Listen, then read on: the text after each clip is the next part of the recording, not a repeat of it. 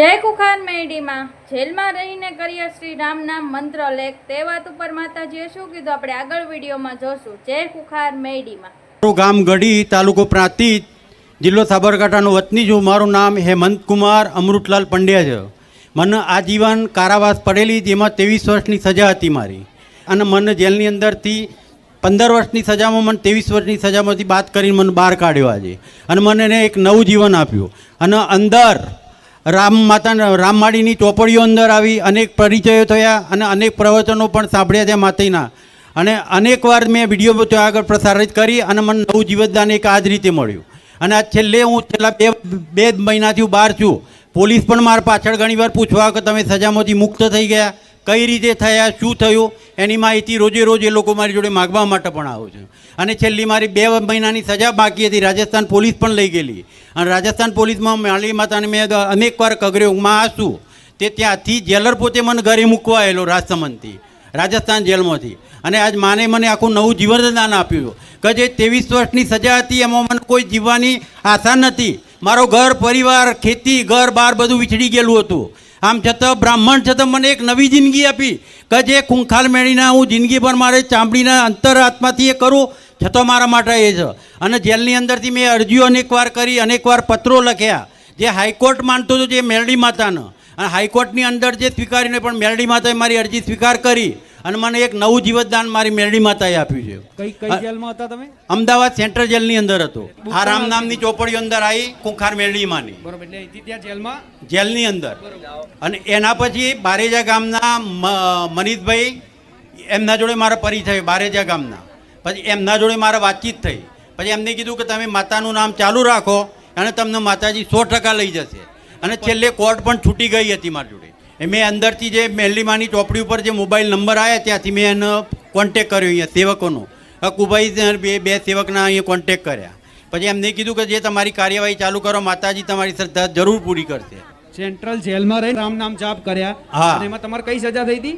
આજીવન કેદની સજા હતી આજીવન મારી, કેદની સજા, એટલે એમાં છૂટવાના કોઈ ચાન્સ જ નતા મારા, બરોબર, પણ તો બી અત્યારે તમે છૂટી ગયા, કાયમ માટે મને નવું જીવનદાન આપ્યું છે એક માતા, બરોબર। ને એમાં રામ નામની બુક તમે લખતા જ રહ્યા? હા, લખતો હતો, એમાં ઘણી લખી મેં। રામ નામની જેલ અહીંયાથી અમારે આ અનેક વાર ત્યાં મોકલવામાં આવી હતી, અમદાવાદ સેન્ટ્રલ જેલ, બારેજા ધામથી સેન્ટ્રલ જેલમાં મોકલવામાં આવે છે, હા, બારેજા ગામથી લખવા માટે। અને ત્યાં પાકા કામના કેદી ને કાચા કામના કેદી આજે પણ લખ્યું છે એ લોકો। કેટલા કેદીઓ ત્યાં, કેટલી રોજ દર વખત બુકો જાય છે ત્યાં? ત્યાં આગળ 3 થી 4 હજાર બુકો ઉપર આવે છે અમારે।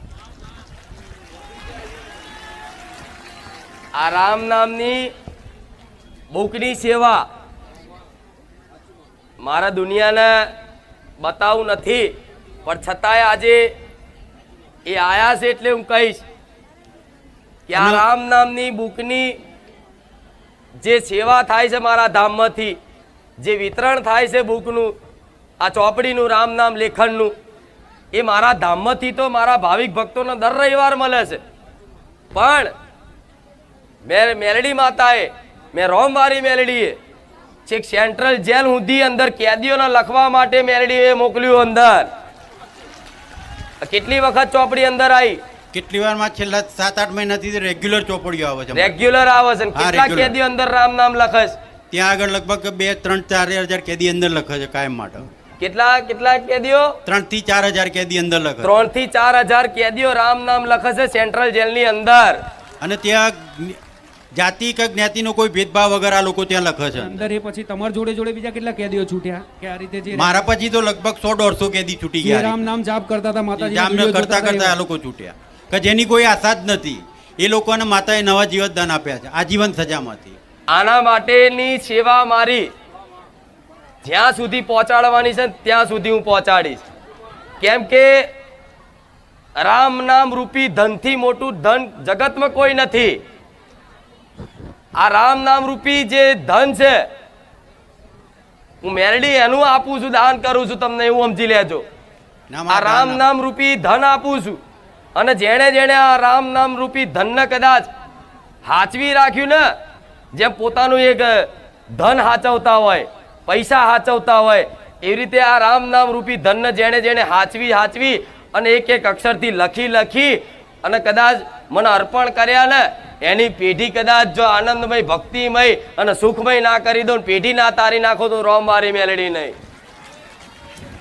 ભલે પણ આ ભગવાનનો વિધાન જો આ જ્યાં યોગ તમારા વિધિના લેખમાં જ લખાયો હોય માં પણ તારી દયા થઈ અને બાકી કોઈ છૂટવાની આશા જ નથી મને.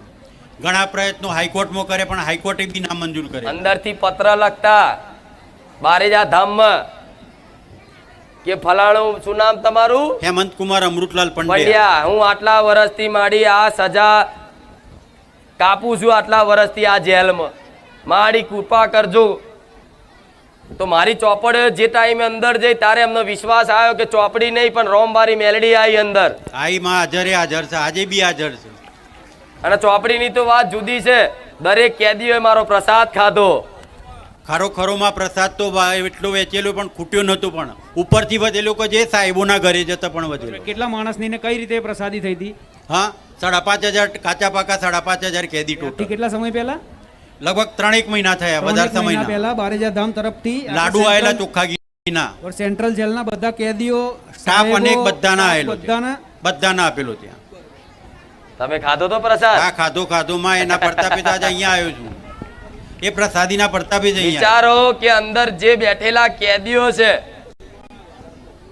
અંદર જેલમાં રહેલા કેદીઓ છે, જો એ કેદીઓ પ્રત્યેની દયા ભાવના રાખવા વાળી મેલડી ચેવી હોય કે જે મારા ધામમાં નહીં આયા, જે કોઈ જેણે મને નમન નહીં કર્યા, જે નથી માનતા એનું તે મંગલ વિચારવા વાળી હું મેલડી રોમ વાળી મેલડી છું.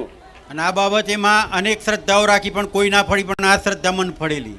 ઘણીવાર રજા ઉપર આવતો આ જગ્યાએ આજે પણ કોઈ નહીં, પણ આ એક જ વર્ષની અંદર મારો નિકાલ થઈ ગયો માં. કશું કોઈ જાતની વિધિ કર્યા વગરમાં કગણની અંદર ભુવા ભોપાળા લગભગ 25 થી 30 લાખ રૂપિયા બગ્યા. જમીન ગયું, ઘર ગયું, બધું ગયું. 25 લાખ રૂપિયા. પણ માતાજીની દયાથી આજે વર્ષની અંદર સારામાં સારી પ્રગતિ. હું આજે ગાડી લઈને આવ્યો માતાજીની પ્રતાપથી, અને સારી રીતે 2-3 મહિનામાં આજ મને બધી રીતે એ છે આજે. ભલે પણ હવે એક જીવનદાન નવું મળ્યું હોય, મળ્યું તો આ જીવન હવે દેવી શક્તિને ભક્તિમાં સમર્પિત કરી દો, રોમ નામના નામમાં સમર્પિત કરી દો. નામાં સમર્પિત કરી એટલું જ હું અહીં આવ્યો નહીં તો આવવાની મને જગા જ ના મળશે. સમર્પિત ના કરે તો તારા અહીંયા દર્શન કરવા એટલે બહુ કાટું કોમ હતું. ભલે રામ રામ રામ રામ રામ. આ મારી ચોપડીઓ છે ને એ કઈક વૃદ્ધાશ્રમમાં જાય છે, જ્યાં અનાથો લોકો રહેશે, નાના બાળકો રહેશે, અનાથ જેનું કોઈ નથી, ત્યાં પણ આ મારી રોમ મારી મેલડીની રામ નામની બુક અનાથ આશ્રમમાં જાય છે ને વૃદ્ધાશ્રમમાં જાય છે. તો મને શું મળતું હશે આમ? પણ ના, કોક રામ નામ લખે ને એમાં હું રાજી થઉં છું. તમે રામનું નામ લો અને હું રાજી થઉં. જેમ કે રામ નામમાં તમારું જેટલું કલ્યાણ થવાનું હોય તો મારા જેવી રોમવારી મેલડી જ પણ. તમે 5 વખત 1000 વખતે રામનું નામ લઈ લો, હું એટલી રાજી થઈ જાઉં. મને વિશ્વાસ છે, મને ખબર છે કે 1000 વખત રામનું નામ લીધું છે ને, પણ એનો હવે મંગલ પાક્કું જ છે, એનો ઉદ્ધાર હવે પાક્કો જ છે, એટલે હું મેલડી રાજી થતી હોય. અને મારા જેવી માતા તમે સુખી રહો એમાં રાજી રે, એમાં પ્રસન્ન રે. નહીં તો ભક્તો જોડે કોઈ દેવી શક્તિનો સ્વાર્થ હોતો નથી. મારો એક છેલ્લો એક જ પ્રશ્ન છે કે મારા ઘરની અંદર માણસો જતા રહ્યા. છેલ્લો પરિવારમાં હમણાં જવાબ મળી ગયો તમને. હવે થોડી મહેનત કરો. માં કુળદેવી કોણ છે એની ખબર નથી. બસ મહાકાળી માતા. મહાકાળી માં કુળદેવી નહીં જોડતા? ના માં, અત્યાર સુધી કોઈએ કીધું જ નહીં. કોઈએ કીધું નથી. કાળ ભૈરવનું નહીં, કોઈને નથી કીધું. અરે ભગવાન, તમે બ્રાહ્મણ થઈને તમારા કુળનું જઈ જોડતા તમે? ના માં, એટલું જ બધું ઘર વન વિખેર થઈ ગયું. વડવાઓ નતા જાણતા ના માટે. તો બ્રાહ્મણ કોને કહેવાય? પરંપરા જાળવી રાખવી પડે. કોઈ પણ તમારું કુળ જે છે એનું તમને ગોત્ર ખબર હોવી જોઈએ, બાપ દાદાના નામ ખબર હોવા જોઈએ, કુળદેવી ખબર હોવી જોઈએ, ક્યાંથી વડવાઓ આવ્યા હતા એ ખબર હોવી જોઈએ. આજની પેઢી તો એવી થઈ જાય છે દાદાનું નામ નહીં ખબર. નથી ખબર. વાત સાચી જ માં તમારી. પણ થોડી તે આમાં ધોલ આલો ને તો દેવી શક્તિની કૃપા બની રહે. પણ જાઓ, તમને મહાકાળી માં આપી તમારી કુળદેવી માં. જરૂર માં. જોડે કાળ ભૈરવ મહારાજ. હા માં. એ ઘરની બહાર શું કરવું, વ્યવહાર શું હાલવું, નિવેદ મહાકાળી ને કાળ ભૈરવ ને સેવકો લખ્યાલ છે. જાઓ, આમ તો કોઈને કહેતી નથી આવી રીતે વચ્ચે, પણ તમે આટલા વર્ષથી અંદર બંધનમાં રહ્યા, તમે મુક્ત થયા, આમાં હું પ્રસન્ન છું. એટલે પ્રસન્નતામાં કહી દીધું. હાજર રજેમાં ભલે રામ. સદાય સહાય રાખજે માં. છે અને હું ઇન્ડિયન આર્મીથી છું. તમારું દર્શન કરવા આવ્યો છું અહીંયા. પહેલાં મને જરાય એટલે આવું બધું એટલે ઓછો વિશ્વાસ આવતો હતો, પણ હવે તમારો જે બધું સાંભળ્યું તો મને બહુ ગમ્યું અને બહુ સરસ પોઝિટિવ હવે રિવ્યૂ છે મારા મનમાં. અને ઇન્ડિયન આર્મીમાં તમને ખબર હશે હવે દેશની સેવા કરે, પણ આજે તમને સેલ્યુટ કરીએ છીએ કેમ કે તમે આખા જગતના લોકોને સારા વિચાર આપો છો, જીવવાની તક આપો છો, આશા આપો છો, તો લોકો બધા ખુશી ખુશી અહીંયાથી પોઝિટિવ વિચારો લઈને જાય છે, તો ઘરના ઝઘડાને બધું ભૂલીને તમારું નામ ભજે છે. તો માતા અમારે એક બે પ્રશ્ન છે પૂછવાના કે મારું ધારેલા કામો કોઈ નથી થતા માં. મારી કુળદેવતા તમે બહુચરમાં અત્યારે ઓન ડ્યુટી છો? કઈ જગ્યાએ છો તમે? હનુમાન કેમ્પમાં, કઈ જગ્યાએ આવ્યું? શાહીબાગ, અમદાવાદ શાહીબાગ. ભલે ઇન્ડિયન આર્મીમાં, હે સર, ભલે અત્યારે હાલ ફરજ નિભાવ. નિભાવો છો, હા, પણ ભલે તો ઇન્ડિયન આર્મી જે છે એના માટે મારા દર્શન હંમેશા દરવાજા ખુલ્લા છે. રામ રામ માં. પણ તમે આ વસ્તુમાં પહેલા બહુ વિશ્વાસ નતા કરતા. નતા કરતા. મારી વાઈફ છે ને એ તમને બહુ જ માને છે, રાત દિવસ તમારા જ વિડીયો જોતા હોય. ઇન્સ્ટાગ્રામ ને વોટ્સઅપ બધા વાપરતા હશે લોકો, નાનાથી મોટા ઘણા વાપરે છે, પણ મારી વાઈફ તમામ તમારા જ વિડીયો જોતી હોય અને મને કંઈ પણ કરીને અહીંયા જવું છે એટલે મારે રજા કરીને, તમને ખબર હશે સાહેબ રજા નથી મળતી, તો એ રજા કરીને અહીંયા ખાસ તમારા દર્શન અને તમને તમારાથી મળવા માટે આવ્યા છે અને તમારા આશીર્વાદ લેવા આવ્યા છે કે અમારું જીવન સફળ અને સુખમય થાય. આજે સ્પેશિયલ રજા મૂકીને આવ્યા તમે બારે જતા? ભલે ભલે રામ, ખૂબ આશીર્વાદ છે મારા. આ રીતે જ તમે એક કર્તવ્ય સમજી અને પોતાની ફરજ સમજી અને આર્મીમાં કદાચ ફરજ નિભાવતા હોય અને દેશની રક્ષા કરવા માટે કદાચ પોતાનું જીવન એક દેશને સમર્પિત કરી દીધું હોય તો તમારા ઘરની ચિંતા કરવાની જરૂર નહીં. હા માં. ચિંતા કરવા વાળી મારા જેવી માતા ને મારો રોમ બેઠો છે. જ્યોત્સના રાઠોડ.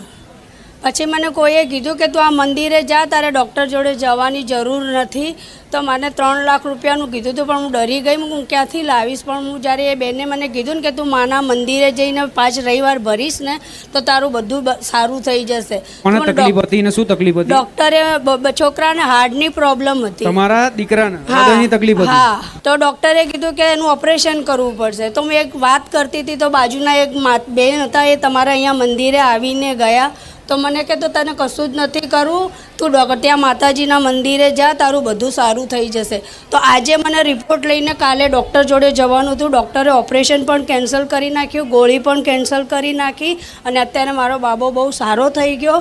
એ હિસાબે હું તમારા પગે પડવા આવી છું અને હું અહીંયા જરૂર આવીશ મારા છોકરાને સારું. ભલે રામ. રામ. ત્યાં દવાખાનામાં તમને કોઈ અજાણ્યા વ્યક્તિ મળ્યા? હા, આમના જેઠાણી છે, અહીંયા આવ્યા હતા. અને એમને એવું કીધું કે બારેજા ધામ ખુંખાર મેરડીમાંની માનતા રાખો એમ? હા, તો હું એ જ દિવસે જ હું તૈયાર થઈને હું બીજા દિવસે અહીંયા આવી. બાબાને ત્યાં જ રાખ્યો છે. મેં કહ્યું પહેલાં હું જઈ આવું, બહુ ખુશીથી ત્યાં દર્શન કરી આવું, પછી તને સારું. તો ડૉક્ટરે ડાયરેક્ટ એની દવા, ઓપરેશન બધું એકદમ બંધ કરી દીધું અને મારો બાબો પણ સારો થઈ ગયો. તો હું 5 રવિવાર તમારા માન્યા છે તો અહીંયા આવીશ. આજે પહેલી જ વાર આવ્યા ને તમે? હા, પહેલી વાર આવીશ. ભલે રામ. રામ. 5 રવિવારની માનતા રાખી હતી. હા, કે ઓપરેશન કરવાનું ડોક્ટરે કહી જ દીધું છે. હા. કેટલો ખર્ચો કીધો તો? 3 લાખ રૂપિયા. 3 લાખ રૂપિયા. હા. બરોબર. રિપોર્ટ બધું કઢાયેલું. હા, બધું. રિપોર્ટ જોઈને ડોક્ટરે એવું કીધું કે ઓપરેશન કરવું પડશે. હા. શેનું ઓપરેશન? હાડનું. હાડનું, હૃદયનું હા. ઓપરેશન. પછી તને કોઈએ કીધું કે ખુખાર મેરડી માની માનતા રાખો, હા. બારેજા ધામની માનતા રાખો હા. અને વિશ્વાસ રાખો હા માં. તો એ કદાચ એની કૃપા થશે હા, તો હા. ઓપરેશન કેન્સલ થઈ જાય થઈ જાય. અને જે ઈચ્છા હશે એની કૃપાથી થઈ જશે. હા. તો તમારો શું અનુભવ? મારે. એ પછી ઓપરેશન કર્યું નથી. નહીં અને ડોક્ટરે એવું કીધું કે સારું થઈ ગયું, થઈ જશે. રિપોર્ટ ફરી કાઢ્યા અને પછી રજા આપી દીધી. આપી દીધી.